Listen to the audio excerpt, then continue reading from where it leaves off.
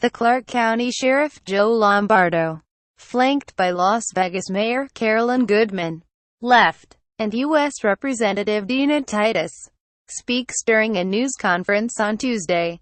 Authorities investigating the Las Vegas mass shooting, the deadliest in modern U.S. history, are preparing to question the girlfriend of gunman Stephen Paddock, who is flying back to America after being named a person of interest in the criminal case, as fresh details of the meticulous planning of the massacre were revealed by investigators-Sheriff Joseph Lombardo of Clark County told a press conference that detectives were in contact with Marilou Danley, who had been traveling in the Philippines at the time of the killings.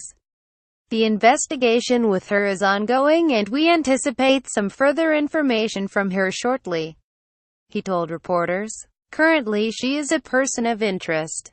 Later it was reported that Danley had boarded a flight to the U.S.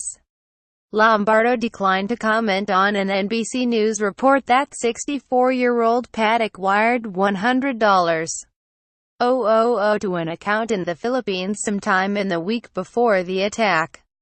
Paddock opened fire from the windows of his room on the 32nd floor of the Mandalay Bay Hotel, killing 59 people and injuring more than 500 at a country music festival. Police stormed his room and found he had killed himself. On Tuesday, officials offered new information on Paddock and how he planned the attack. An agent with the Bureau of Alcohol, Tobacco, Firearms and Explosives, ATF, said that 47 firearms had now been found in 3 different locations, including the hotel room in Verde and Mesquite, Nevada. Slideshow by Photo Services. Las Vegas shooting of those weapons.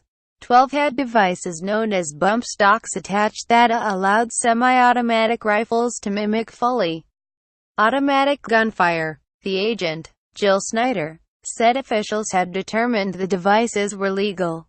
The weapons, rifles, shotguns, pistols, were purchased in Nevada, Utah, California and Texas. She said the sheriff's office also released police body camera footage of officers responding during the shooting. The rapid gunfire bursts can be heard as officers shelter beside a wall and yelling at civilians to get back. One video shows officers beside a patrol car when one is shot. The first report to police came at 10:08 p.m. and Paddock continued to fire for somewhere between 9 and 11 minutes.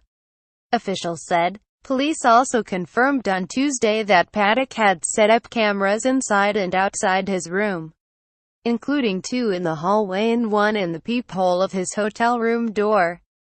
I anticipate he was looking for anybody coming to take him into custody, Lombardo said at an afternoon press conference.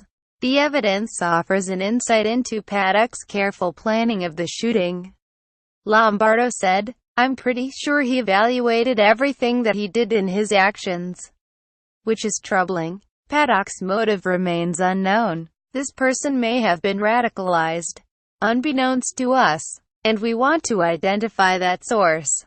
The sheriff said the number of people injured would go down slightly because of some double counting.